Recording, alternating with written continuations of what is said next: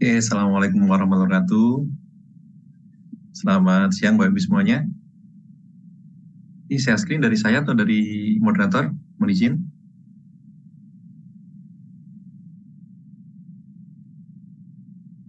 Oke, siap.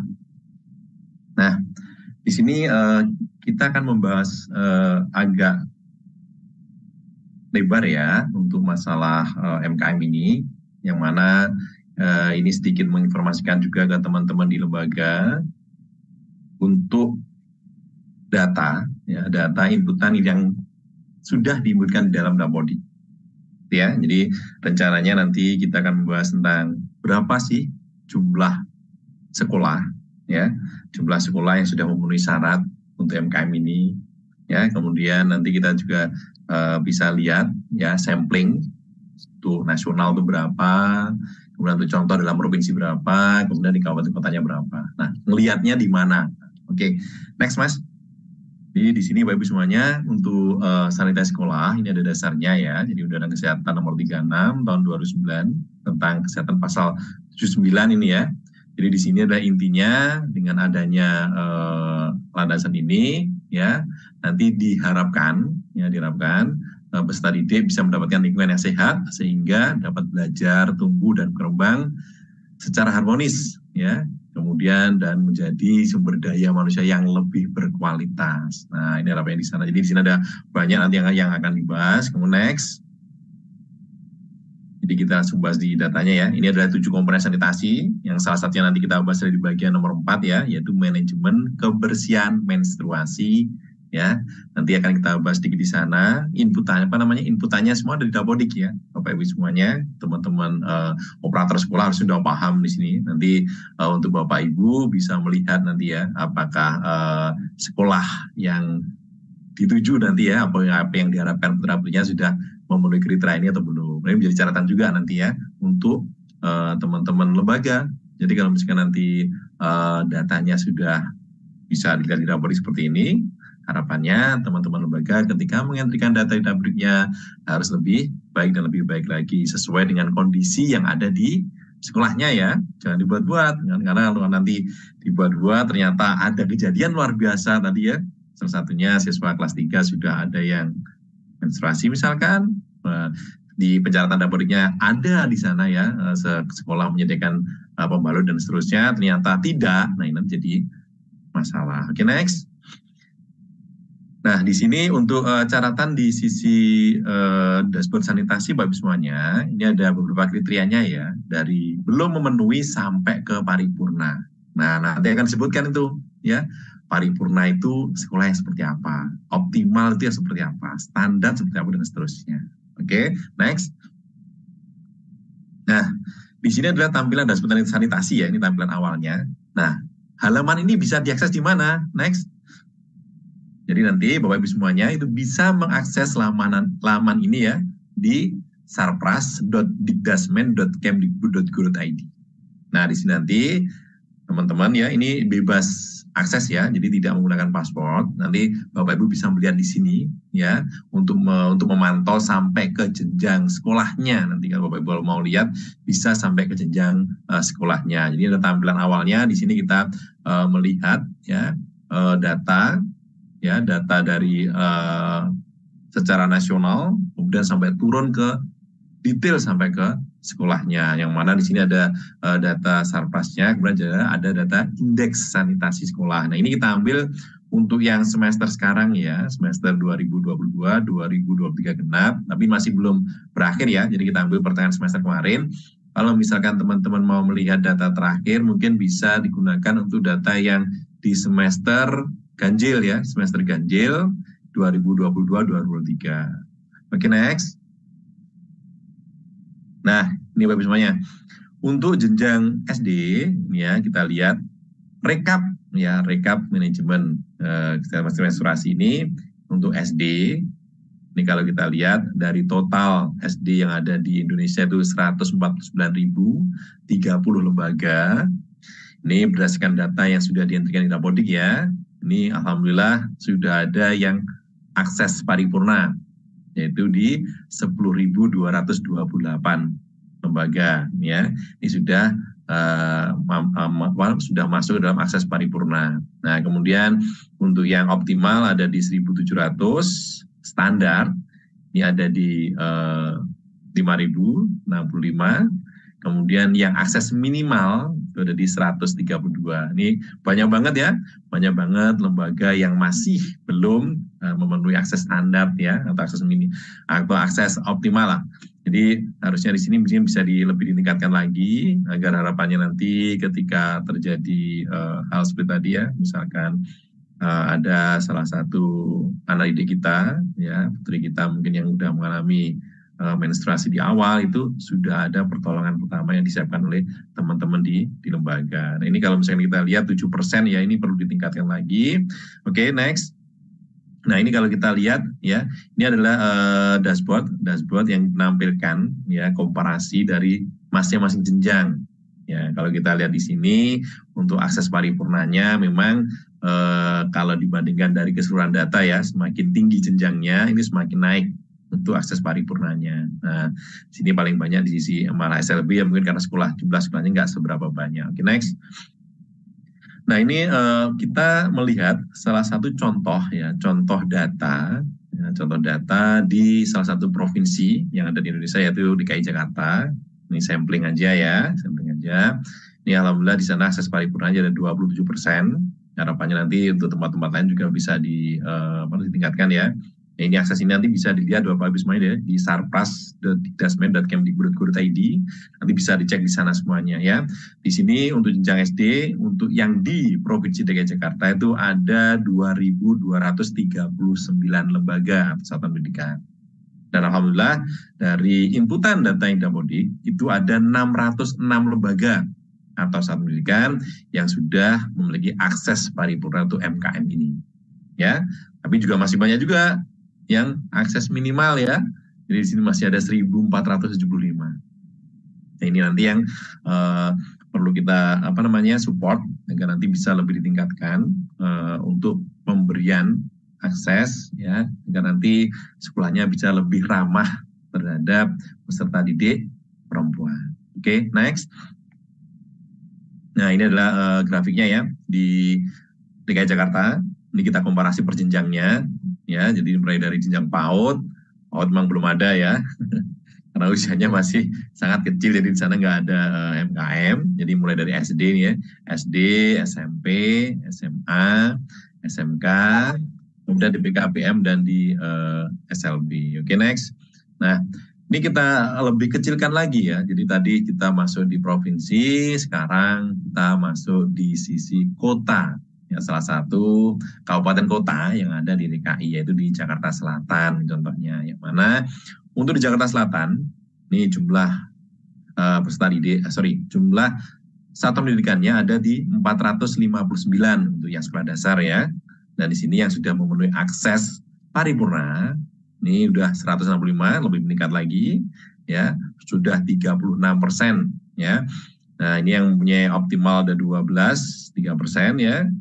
Kemudian standarnya di 9 lembaga, kemudian yang minimal itu ada di 273. Ini ya lumayan lebih sedikit dari total tadi, yang mana ini sudah lumayan naik ya. Dari yang pertama di nasional itu cuma 7%, kemudian di DKI Jakarta di 27%. Nah, kita sampling di Jaksel nih 36% lembaga atau satuan pendidikan SD sudah punya akses paripurna. Oke, next. Nah, ini adalah komparasi untuk masing-masing jenjangnya ya, untuk yang di Jakarta Selatan. Ya, jadi pemenuhan untuk akses SD-nya seperti apa, SMP-nya seperti apa, SMA dan seterusnya. Next. Nah, di sini ini adalah kriterianya Bapak Ibu semuanya.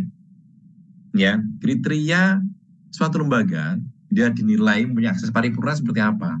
Nah, jadi di sini untuk lembaga itu kita masukkan dalam kategori akses paripurna untuk MKM. Ini salah satunya ya, MKM. Itu adalah jika dia ya di sana tersedia pembalut cadangan di sekolah secara gratis ya. Jadi di sana sekolah menyediakan pembalut cadangan secara gratis, dan juga tersedianya tempat sampah tertutup di jamban perempuan, misalnya di toilet perempuan ya, ini maksudnya ya. Jadi tersedianya tempat sampah tertutup di toilet perempuan. Nah, ini ketika dua item ini terpenuhi, maka suatu lembaga akan dikatakan punya akses paripurna untuk salah satu kriteria di sanitasi, yaitu di MKM. Nah, selanjutnya untuk akses optimal, ya akses optimal, ini di sekolah, ya sekolah itu ada menyediakan tapi dengan cara membeli, ya. Kemudian di sana juga tersedia tempat sampah tertutup dan juga ada cermin, ya ada cermin di toiletnya. Nah, ini menjadi akses optimal. Nah, kemudian untuk akses standar, ya standar di sini tersedia di sana, yang tersedia pembalut dengan cara membeli, ada tempat sampah tertutup atau cermin. Nah, ini harusnya yang paripurna ini lebih lengkap ya. Ini lebih lengkap. Dia mulai ada akses yang pembalut cadangan gratis, kemudian ada tempat sampah tertutup dan ada cerminnya. Nah ini ya, ini kelihatannya kurang ini di paripurna. Jadi di sana ada cermin untuk di toilet perempuan. Ya, kalau di optimal itu dia ada tapi membeli. Nah bedanya lagi, kalau di standar ya dia ada membeli dan ini ya salah satu terpenuhi, tempat sampah tertutup atau ada cermin di toilet perempuan. Kalau di optimal dia ada dan membeli, ya kemudian ada tempat sampah tertutup dan cermin. Itu wajib ada tiga-tiganya. Kalau standar itu pembalutnya ada, meskipun membeli. Kemudian yang item kedua, tempat sampah atau cermin itu ada salah satu. Nah, kemudian kalau minimal, ini ya minimal ini ada salah satu aja udah kita anggap ada.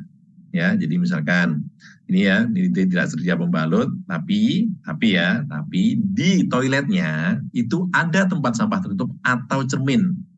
Ini kita masukkan dalam kategori minimal. Nah, untuk tidak ada akses ini tiga-tiganya nggak ada, ya. Akses pembalutnya nggak ada, mungkin jambannya toiletnya juga nggak ada juga. Nah, ini maka masuk di tidak ada akses. Tapi saya rasa di sini sebagian besar lembaga di Indonesia ya, staf pendidikan Indonesia pasti sudah mempunyai toilet ya, toilet, baik itu toilet yang terpisah perempuan maupun laki-laki atau toilet yang digunakan bersama. Oke, next. Nah, ini kita sedikit bahas di masalah dashboard sanitasinya, Bapak Ibu ya. Jadi kita berselancar lebih jauh di dashboard sanitasi. Nanti halaman depannya seperti ini. Next. Nah, di sini ada indeks-indeksnya ya, Bapak Ibu lihat di samping sebelah kanan itu ada indeksnya, ada grafik utamanya, kemudian indeks sanitasi sekolah, kemudian ada detail indeks ya sanitasi, kemudian ada indeks sanitasi kabupaten kota. Nah, di sini nanti untuk detail indeks sanitasi ini ya, ini karena levelnya nasional, di sini akan kita informasikan ya berapa persen lembaga ya. Jadi dari masing-masing provinsi itu sudah berapa persen yang sudah mencapai di layanan dasar. Nah, layanan dasar itu maksudnya apa? Tiga-tiganya sedia ada. Nah, oke. Tiga-tiganya tidak ada apa? Jadi ada akses air, ada akses sanitasi dan kebersihan. Ini ada, kita jelaskan sedikit di sana. Kita lihat di bagian sisi detailnya. Oke, next. Nah, ini kalau lebih detail lagi, ini di bagian kabupaten kota. Jadi di sini kita perlihatkan ya, dari masing-masing kabupaten kota itu akses layanan dasarnya berapa. Nanti Bapak Ibu bisa lihat. Jadi di sana Bapak Ibu bisa melihat secara prioritasnya ya, ini bisa disorting. Jadi semakin tinggi persentase layanan dasarnya, maka semakin bagus di suatu daerah, baik itu provinsi maupun kabupaten kotanya. Oke, next. Nah, ini adalah akses nasional ya. Ini kalau Bapak Ibu ingin melihat, dia ingin melihat data Dapodik seperti apa. Ini kalau kita lihat di sini data yang tersimpan di Dapodik ini untuk jenjang PAUD ya, ini agak sedikit menyimpang dari MKM tapi ini informasi buat teman-teman semuanya ya. Jadi untuk jenjang PAUD, jadi Dapodik yang terdata di kita itu ada 205.544 lembaga. Yang mana di sini sebagian besar untuk PAUD itu adalah swasta ya Pak Bisma ya. Jadi ada 200.000 satu itu adalah swasta, yang negeri hanya 5.000. Kemudian untuk yang SD itu di 149 ya, 149.159. Ini yang negeri lumayan banyak ya, ada di 130.000, 160 yang swasta 800.000. Kemudian ada SMK, ada PKBM, next. Ini SMP, SMA, SKB dan SLB, next. Nah, ini untuk rekap nasional ya. Jadi di dashboard sanitasi itu tidak hanya MKM saja yang kita bahas ya. Di sana ada akses air, ada akses cuci tangan, ada akses kemitraan, kemudian ada akses kesehatan lingkungan, dan seterusnya. Next, nanti Bapak Ibu bisa lihat di sana. Ini salah satunya kita tadi membahas masalah yang manajemen menstruasi. Ya, di sini kita informasikan, jadi Bapak Ibu bisa melihat secara detailnya di sana ya. Untuk nasional itu seperti apa, kita lihat sanitasinya dan seterusnya. Kemudian kalau Bapak Ibu ingin melihat di provinsinya ya, provinsi nanti seperti apa rapornya. Kemudian mau lihat sampai detail lembaganya juga bisa. Next. Nah ini ya, ini adalah akses jumlah ruang kelas. Ini informasi aja, ini rekapan.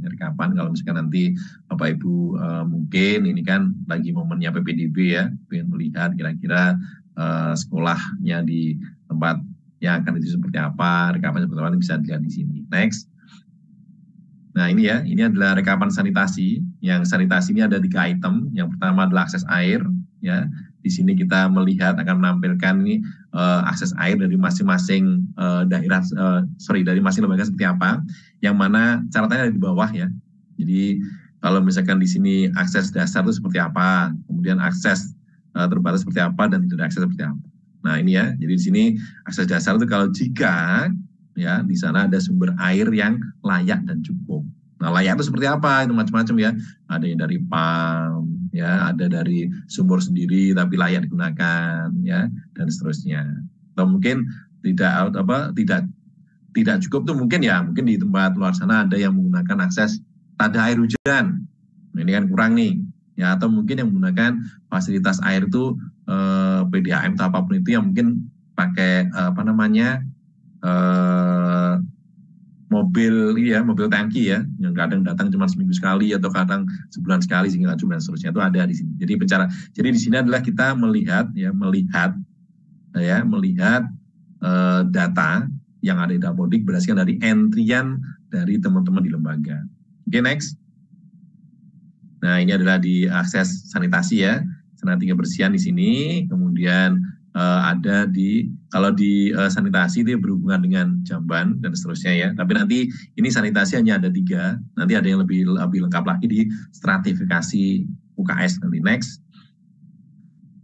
Nah ini ya. Jadi kalau di stratifikasi UKS nanti itemnya nggak cuma ada 3 ya. Kalau tadi hanya 3 air, sanitasi, kebersihan lingkungan, di sini akan split lagi. Jadi ada air, oke. Next. Kemudian di sini ada sanitasi, yang mana di sini untuk aksesnya ada kita bagi macam-macam ya. Kalau di sanitasi awal tadi cuma ada 3 kriteria, kalau di sini ada 5. Ya ada 5 ya, mulai dari paripurna, optimal, standar, minimal, dan akses. Dan di sini juga itemnya lebih banyak Bapak Ibu semuanya. Jadi misalkan nanti Bapak Ibu ingin melihat lebih detailnya bisa dicek di sana. Next. Nah ini ya, di sini kita lihat dari manajemen kebersihan menstruasi ya. Di sini lebih detail lagi ya, karena untuk MKM itu adanya di stratifikasi UKS ya. Nanti kalau misalkan teman-teman mau lihat, itu ada di stratifikasi UKS. Nah di sana ada beberapa catatannya ya, di paripurna seperti apa, akses optimal seperti apa, kemudian standar yang seperti apa, minimal seperti apa, dan seterusnya. Nah kita bisa lihat secara keseluruhan itu seperti apa, berapa lembaga sih yang masuk akses paripurna, berapa lembaga yang masuk optimal, dan seterusnya. Ini secara global. Oke, next. Oke, lanjut. Nah, ini ketika kita masuk di dashboard sanitasi ya. Jadi tadi ada dua macam di depan. Jadi kalau di dashboard sanitasi ini kita bisa melihat perbandingan dari masing-masing jenjang dari periode ke periode. Ini kalau misalkan teman-teman mau lihat bisa lihat di sini ya. Jadi nanti untuk periode berapa ke berapa itu akses dasarnya seperti apa ya. Apakah layanan dasarnya nambah atau kurang? Data layanannya nambah atau kurang, ini jadi catatan juga. Ini jadi catatan buat kita di pusat untuk analisis datanya ya. Jadi nanti kita bisa melihat memantau. Next. Jadi di sana kita lihat ya untuk misalkan ya akses untuk SD ya, untuk SD. Ini kita lihat layanan dasarnya seperti apa? Apakah dia naik? Ya, berarti kalau ada naik kan, kalau dia layanan dasarnya naik berarti ada perbaikan secara personal yang dilakukan oleh teman-teman di lembaga, sehingga akses dasarnya bisa naik. Nah, kemudian layanan terbatasnya harusnya turun. Ya, harusnya turun. Karena akan semakin baik harusnya ya. Jadi ke depannya itu kita lihat dari inputan data Dapodiknya, ini lembaga harusnya lebih baik dan lebih baik lagi. gitu ya. Jadi bisa kita lihat di sini. Jadi kita gunakan sebagai analisa terhadap data yang sudah diberikan oleh teman-teman di lembaga. Oke, next. Oke, next saja. Nah, ini adalah kita lihat di rekapan ya, ini masih general, masih nasional. Oke, next. Nah, ini kalau kita masuk dalam provinsi, Bapak Ibu semua ya. Jadi nanti Bapak Ibu ketika masuk provinsi itu, tadi di depan tuh ada peta Indonesia, ya. Di peta Indonesia tadi, Bapak Ibu bisa klik di salah satu regionnya atau daerahnya. Setelah klik di sana, nanti tinggal pilih, Bapak Ibu mau melihat provinsi yang mana. Nah, nanti setelah diklik akan muncul tulisan detail, klik saja detailnya, nanti akan muncul di provinsi. Oke, next. Next saja, oke, next. Nah, nanti akan muncul informasi seperti tadi, ya seperti nasional, tapi ini adalah ranahnya adalah di masing-masing provinsi. Ya, oke, next sama aja. Next. Nah, ini tampilan di kabupaten kota, Bapak Ibu semua ya.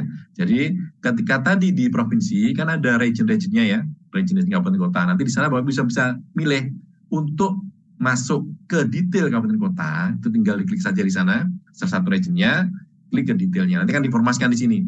Nah, di sini Bapak Ibu bisa melihat titik-titik ini maksudnya adalah lembaga Bapak Ibu semuanya. Jadi di sini ada lembaganya, ya, mulai dari jenjang TK sampai ke jenjang SMK.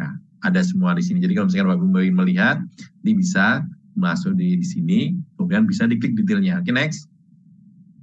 Nah, yang mana nanti ketika Bapak Ibu bisa melihat detailnya, itu akan muncul informasi detail dari lembaganya.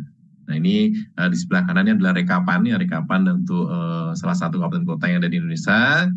Di sini berapa sih jumlah total PAUD-nya, SC-nya berapa dan seterusnya. Kemudian apakah sudah banyak yang memenuhi akses dasar dan seterusnya. Oke, next. Oke, ini ada detail dari sekolahnya ya. Jadi di sini Bapak Ibu bisa melihat ada pencarian di sini ya. Silakan dicari melalui NPSN bisa, melalui nama lembaganya juga bisa. Nanti bisa dicek aksesnya. Apakah sudah masuk akses atau belum. Oke, next. Nah, ini yang saya maksud tadi. Jadi ketika Bapak Ibu sudah menemukan lembaganya, ingin melihat detailnya, bisa diklik lembaganya. Jadi titiknya itu bisa diklik, nanti kan memunculkan informasi seperti ini. Ya, nama lembaganya apa, aksesnya seperti apa ya, ada akses air dan seterusnya, itu akan ditampilkan di sini. Oke, next.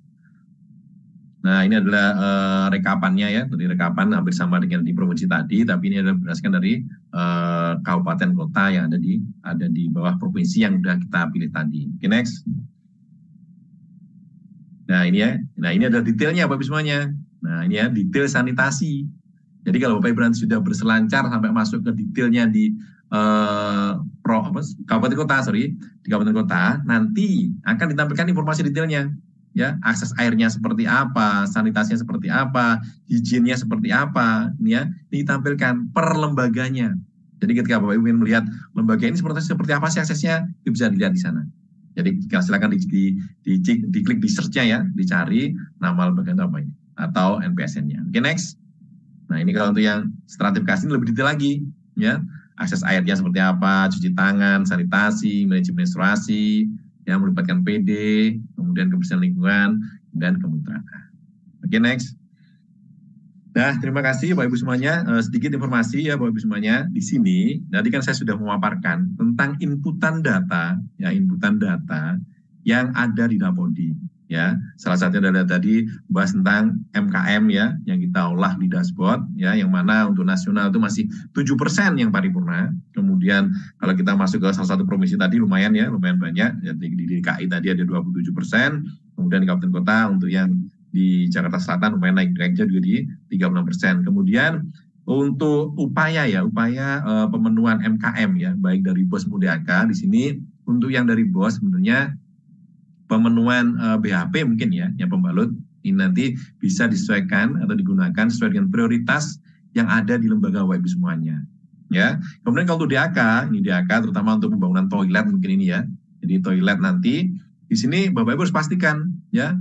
Jadi untuk pembangunan toilet kan ada beberapa catatan ya, ini masih juga dibahas juga oleh teman-teman DAK ini ya, rasionya seperti apa dan seterusnya, kemudian nanti kondisinya seperti apa. Jadi di sini Bapak Ibu mohon ketika memasukkan data di dapurnya sesuai dengan kondisi yang ada di tempat Bapak Ibu semuanya, sehingga nanti ketika kita akan melakukan proses perhitungan DAK misalkan ya, untuk rehab toilet misalkan, ya, atau mungkin untuk pengadaan toilet baru, nanti bisa segera difasilitasi. Nah, di sini harapan saya, harapan kami semua, Bapak Ibu, terutama teman-teman di lembaga atau di Sadik ya, yang ada di sahabat SD ini, sahabat sekolah dasar ini, bisa mengentrikan datanya sesuai dengan kondisi real yang ada di tempat Bapak Ibu semuanya, sehingga nanti ketika dirasa ada yang belum sesuai atau kurang, itu bisa dibantu oleh teman-teman di pusat, salah satunya ya melalui DAK atau untuk bos. Mungkin itu yang bisa saya sampaikan, kurang lebihnya saya mohon maaf. Billahi taufik wal hidayah. Assalamualaikum warahmatullahi wabarakatuh.